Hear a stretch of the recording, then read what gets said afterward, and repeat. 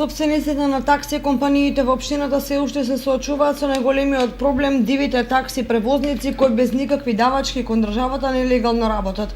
Овој проблем е актуелен повеќе години наназад и никако да се реши, велат тие. Затоа бараат до надлежните конечно да се спречат дивите такси превозници да им ја презимаат работата која тие законски ја вршат со сите платени давачки и од која живеат. Во телефонски разговор со еден од собствениците на такси компанијата ни рече дека засега не сакаат и нема што да коментираат, туку уште еднаш работата ја оставаат во рацете на надлежните служби.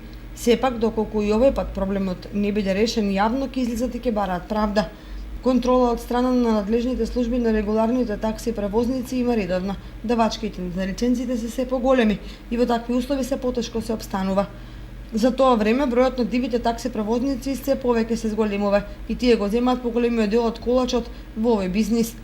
Сето тоа може да доведе до згаснување на дел од компаниите што негативно ќе се одрази врз квалитетното функционирање на овој превоз кој е мощно значаен за граѓаните.